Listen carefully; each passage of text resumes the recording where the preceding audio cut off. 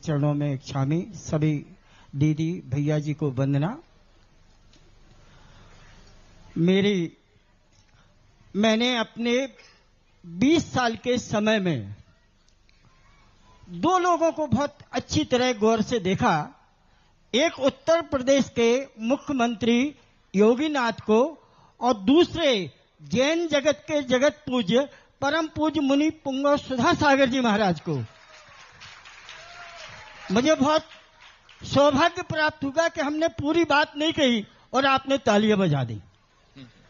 गुरु भक्ति देखी तो योगीनाथ जी का जब भी भाषण सुनते हैं तो उस भाषण में 1 घंटे के भाषण में कम से कम 10 बार मोदी जी का नाम लिया जाता है।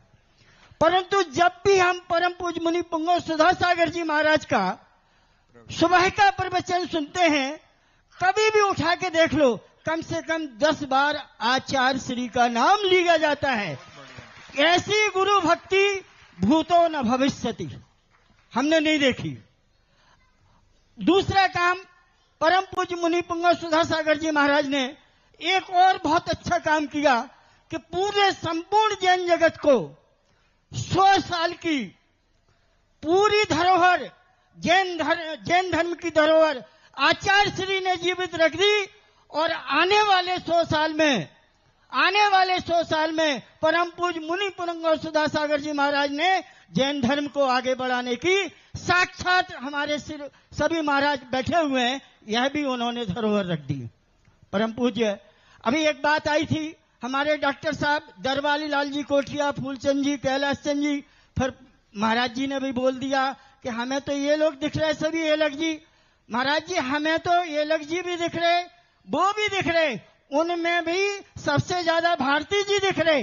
अगर ये 10 दिन खनिया धाने के लिए इन बच्चों को योगदान दे दें तो सभी बच्चों में भारती जी दिखने लगेंगे।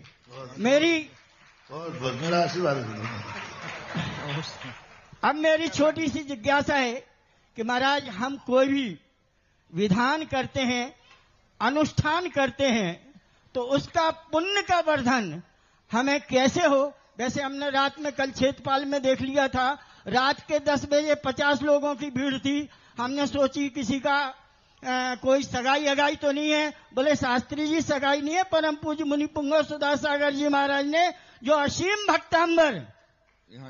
भक्तांबर के लिए प्रेरणा दी, उसमें सब लोग इकट्ठे हैं। तो मेरी थोड़ी सी जिज्ञासा यही है कि हम किसी भी विधान को, हम अनुष्ठान को करें तो उसका पुण्य वर्धन हमको कैसे प्राप्त हो, इसी भावना के साथ। अनुष्ठान किया ही पुण्य वर्धन के लिए जाता है। अनुष्ठान के 2 रूप है, पाप का प्रक्षालन, पुण्य का संवर्धन। ये 2 कार्य ही मुख्य उद्देश्य अनुष्ठान के होते हैं।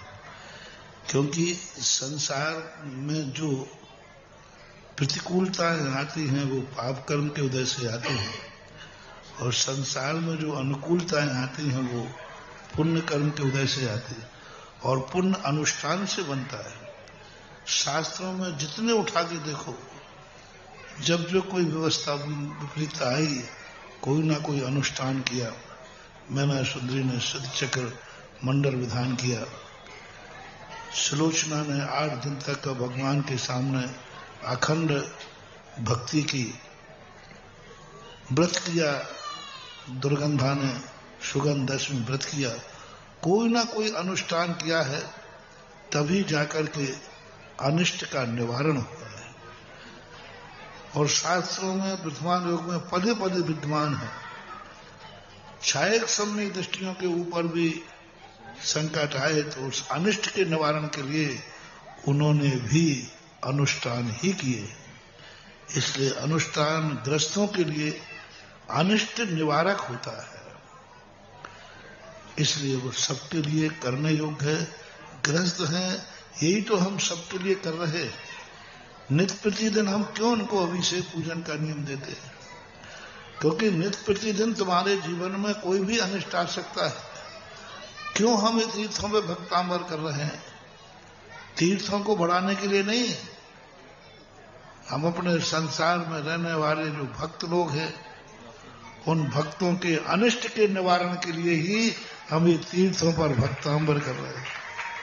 ये अनुष्ठानों की जो हमने शुरुआत की है, इस पर पहले मैंने बहुत सोचा है कि जो भगवान का भक्त है, गुरुओं का भक्त है, नगर से बाहर कभी जावे तो उसको कौन सा पुण्य बनाएगा।